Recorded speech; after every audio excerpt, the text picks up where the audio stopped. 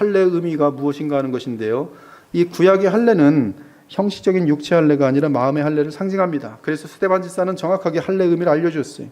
목이 곧고 마음과 귀의 할례를 받지 못한 사람들아, 너희가 만약에 마음과 귀의 할례가 되었다면 예수 그리스도를 믿고 그분을 영접하였을 것인데, 너희들 전체가 마음과 귀의 할례가 되지 않아서 예수 그리스도를 알아보지 못하며 예수 그리스도를 십자가에 못 박았다고 알려줍니다. 그러면서 너희 조상과 같이 항상 성령을 거스르는도다.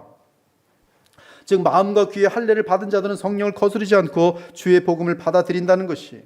이에 모세는 신명기에서 마음의 할례를 누차 강조했습니다. 이는 오실 메시아를 믿음으로 덧입는 성령의 역사였던 것이, 즉 아브라함이 아브라함이 되는 것이요 사레가 사라가 되는 것이 바로 마음의 할례 역사예요.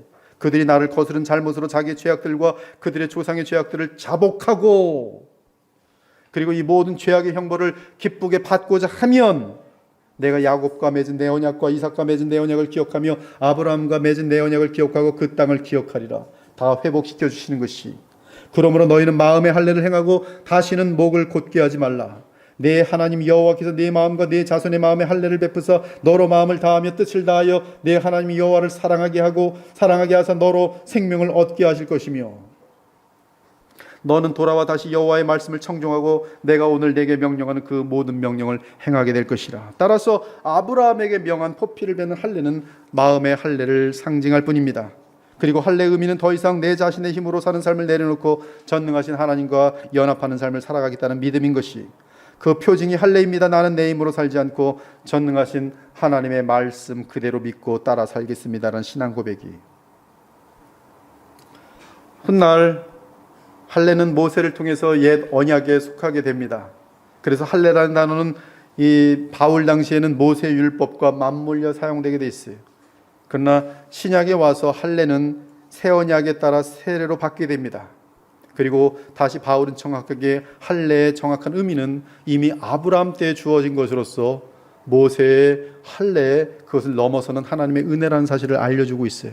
그래서 너희가 아브라함이 의롭게 된 것이 할례를 받기 전이냐 받은 이후이냐, 그 굉장히 중요한 싸움이에요, 로마서에서. 근데 할례를 받기 전에 아브라함은 믿음으로 의롭다함을 칭하였다고 말합니다. 즉 할례의 정신은 은혜예요. 그러면 그 할례는 무엇과 연결되냐 하면 새 언약 속에서 세례와 연결됩니다. 이에 유의할 것은 할례 때문에 하나님의 언약 체결이 되는 것이 아니라 하나님이 언약을 체결하시기 때문에 그 대상은 할례를 표징으로 나타내야 했다는 점입니다.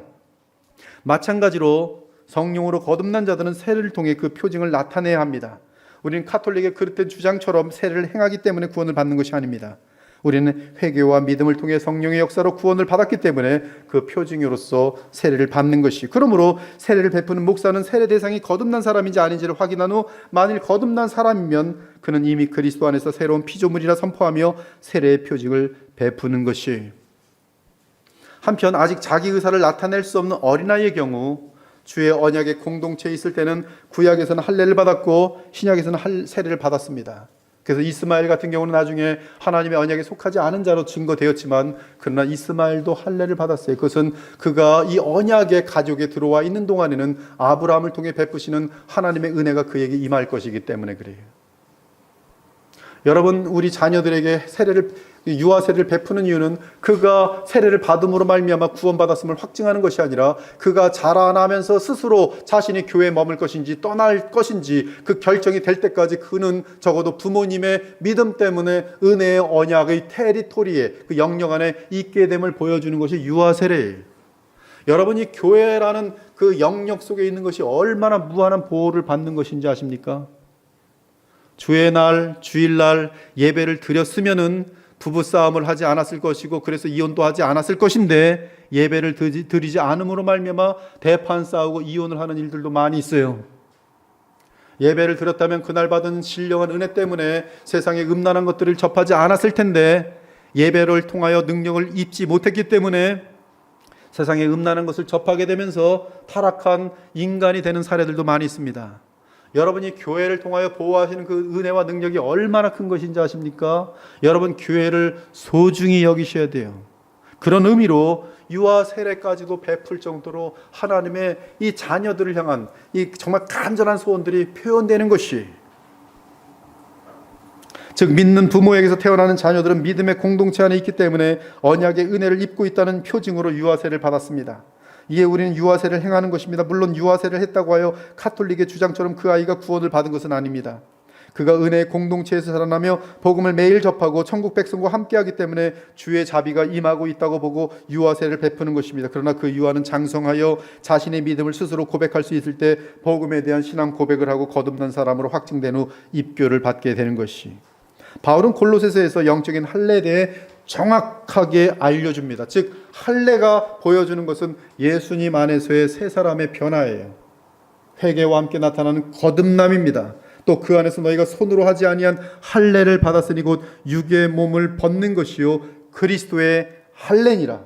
너희가 세례로 그리스도와 함께 장사되고 또한 죽은 자들 가운데서 그를 일으키신 하나님의 역사를 믿음으로 말미암아 그 안에서 함께 일으키심을 받았느니라.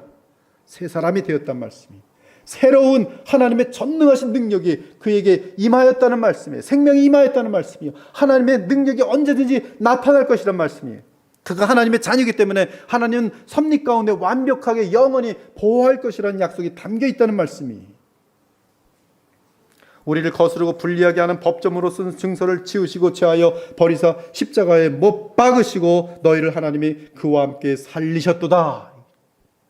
즉 할례는 옛사람이 그리스도 안에서 죽은 것이며 또한 새사람이 그리스도와 함께 믿음으로 일어난 것을 뜻합니다. 이는 그리스도와 연합하여 살아나게 된 것을 말합니다. 죄는 보혈로 씻고 성령으로 날마다 새롭게 일어나 믿음으로 달려가는 것입니다. 그것이 믿음의 여정이며 그 길에 하나님의 전능하신 능력이 나타나 매일 우리를 바르게 잡아주시고 하늘의 생명과 은혜와 능력과 평강과 소망과 믿음과 사랑과 감사와 아름다움을 부어주시는 것이, 그래서 난지 8일 만에 할례를 하는 것인데 숫자 8은 새 출발이에요.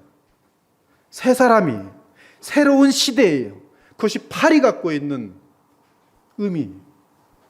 그래서 이 장막절 보면 7일 지나고 마지막 8일째 이 성령의 기름 같은 것들의 역사들이 있어요. 새 출발이에요.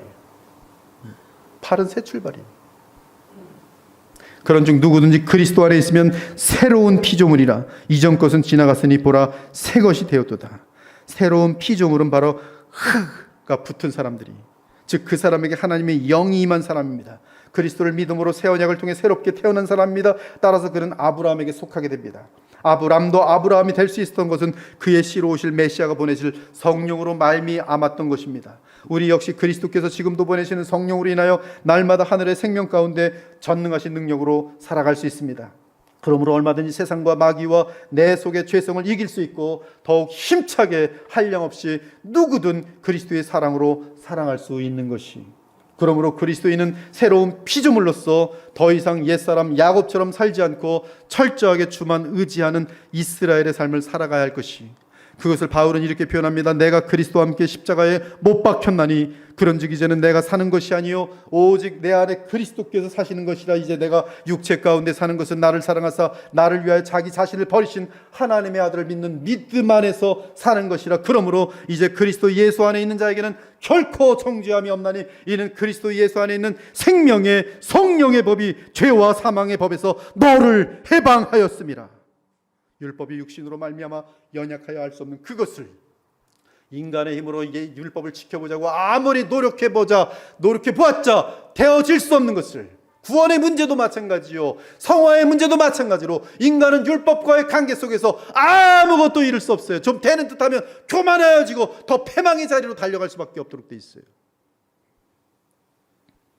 율법이 육신으로 말미암아 연약하여 할 수 없는 그것을 하나님은 하시나니, 하나님의 전능하신 능력으로 하시나니 곧 죄로 말미암아 자기 아들을 죄 있는 육신의 모양으로 보내어 임마누엘 우리 주 예수 그리스도, 그것은 하나님의 전능하신 능력의 극치입니다. 극치예요.